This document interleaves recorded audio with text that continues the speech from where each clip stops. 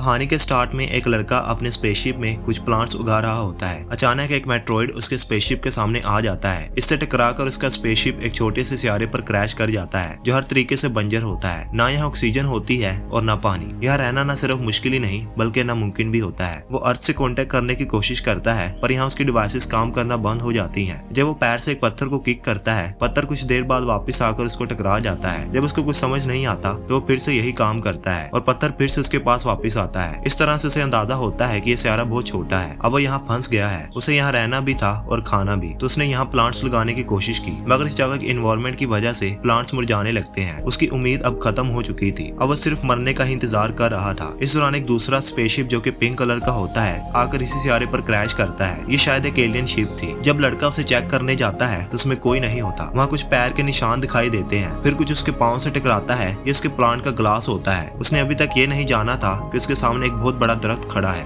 ऐसे उसने देखा वो और भी बड़ा हो गया। जब उस दरख्त की तरफ भागा उसने वहाँ एक पिंक कलर और पिंक बालों वाली एलियन को देखा जो अपनी ताकत से उस लड़के के प्लांट्स को चंद मिनट्स में दरख्त बना देती है। उसे देखकर वो अपनी आंखों पर यकीन नहीं कर सका। एक एलियन जो खूबसूरत इंसान की तरह लगती थी जिसका कलर सिर्फ पिंक था। आज से पहले उसने इतना मासूम किसी को नहीं देखा था। दोनों एक दूसरे को देखकर शर्मा गए और एलियन उस लड़के को छोड़कर उसके स्पेसशिप की तरफ चली गई और वहाँ से प्लांट्स निकाल कर लाने लगी। बगैर पूछे उस एलियन ने लड़के के स्पेसशिप से बहुत सारे प्लांट्स निकाल कर जगह जगह लगाने लगी और अब वो लड़के को मदद के लिए इशारा कर रही थी। जब लड़का प्लांट्स पकड़ रहा था तो गलती से उस एलियन ने लड़के का हाथ पकड़ लिया। इस सब से वो लड़का शर्मा कर ब्लश करता है। एलियन उसे गौर से देखती रही। जिस वक्त उसके हेलमेट में धुआं भर गया इसका मतलब उसका ऑक्सीजन खत्म हो गया था और अब वो मर जाएगा। वो एलियन उसका हेलमेट उतार देती है। अब तो उसका सांस लेना भी मुश्किल हो रहा था मगर एलियन ने अपने मैजिक से इस जगह का पूरा माहौल बदल दिया। अब इस प्लेनेट का माहौल बिल्कुल अर्थ की तरह हो गया जहाँ वो लड़का आसानी से सांस ले सकता था। सिर्फ यही नहीं, एलियन ने लड़के के सब प्लांट्स भी अपनी ताकत से बढ़ा दिए। ये जगह एक खूबसूरत दुनिया बन गई थी। कुछ वक्त बाद अब उनके दरख्तों पर फल आने लगे। वो लड़का पहले आम लेकर उस एलियन के पास गया। उसने चाहा कि ये आम पहले उस एलियन को टेस्ट करवाए। पता चलता है कि इस दौरान दोनों एक दूसरे के अच्छे दोस्त बन गए थे। अब ये लोग साथ रहने का फैसला करते हैं और अपने स्पेसशिप को मिलाकर घर बनाते हैं और चंद वक्त में उनकी एक बेटी भी होती है जो इंसान की तरह लगती थी मगर उसका भाई एलियन की तरह पिंक था। उनकी फैमिली मुकम्मल होती है जब उनके घर में दूसरी बेटी भी पैदा होती है। लड़का बहुत खुश था कि उसे जमीन से इतनी दूर इतनी बेहतरीन जिंदगी और इतनी बेहतरीन फैमिली मिली। वो अपनी फैमिली के साथ बहुत लुत्फ अंदोजी करता है। वो लोग अपने आम के दरख्तों से आम खाते जो सबको बहुत पसंद थे। ऐसे जिंदगी के लम्हे और साल गुजरते गए। उनकी खुशी भरी जिंदगी उस वक्त टेंशन में आती है जब लड़का देखता है कि उसकी एलियन बीवी का पिंक कलर फेड होने लगा है। अब उसके जिस्म का कलर ग्रे हो रहा था। दोनों को पता था कि उसकी जिंदगी का आखिरी वक्त है। वो अपनी बेटियों को इस बात का असर नहीं होने देते मगर लड़का सबसे ज्यादा उदास था। उसकी फैमिली खत्म हो रही थी। उसका साथी मर रहा था। जैसे जैसे वो एलियन बूढ़ी कमजोर और बीमार होती जा रही थी उसके गुलाबी जिस्म का रंग भी मर रहा था और उसकी जादुई ताकत भी खत्म हो रही थी जिसकी वजह से उसने इस प्लेनेट को जमीन के रूप में दिया था। ये प्लेनेट भी अब पहले की तरह बंजर होता जा रहा था। एक दिन लड़का देखता है कि उसके आम का दरख्त पूरी तरह से सूख गया है। ये देखते ही वो फौरन अपनी बीवी के पास जाता है जिसका हाल उस दरख्त जैसा ही बुरा था। देखते ही देखते वो एलियन लड़के के हाथ में खत्म हो गई। उसका जिस्म गुलाबी धुएं की शक्ल में आसमान में चला गया। जैसे ही वो गई इस प्लेनेट से ऑक्सीजन भी खत्म हो गई जिसकी वजह से लड़का भी 2 मिनट बाद बेहोश हो गया। मगर ये आखिर नहीं था। कुछ देर बाद जब उसे होश आया उसने देखा कि उसकी बेटियों में भी एलियन पावर्स हैं बिल्कुल उसकी बीवी की तरह जिसकी वजह से प्लेनेट का माहौल फिर से जमीन जैसा हो गया। अब लड़का यहाँ सांस ले सकता था। अब अपने गम से निकलकर अपनी बेटियों के साथ नई जिंदगी जीने लगता है क्योंकि ना जिंदगी खत्म हुई थी और ना जिंदगी जीने की वजह। अब जीने की वजह उसकी बेटियां थी। दिखाया जाता है कि कई साल गुजर गए वो फिर से जिंदगी जी रहे हैं। उन्होंने यहाँ एक छोटा सा जानवर भी ढूंढ लिया है जिसका नाम वो मैंगो रखते हैं। कुछ दिन गुजरते हैं और एक और स्पेसशिप आती है और उनके प्लेनेट पर क्रैश होती है। ये देखकर लड़का वैसे ही शर्मा जाता है जैसे उसने पहली दफा अपनी एलियन बीवी का हाथ पकड़कर शर्मा गया था। कौन था सामने, किसकी स्पेसशिप थी ये फिल्म इन्हीं सवालों के साथ खत्म होती है मगर सबको पता है कि उनकी जिंदगी आगे अच्छी ही होगी।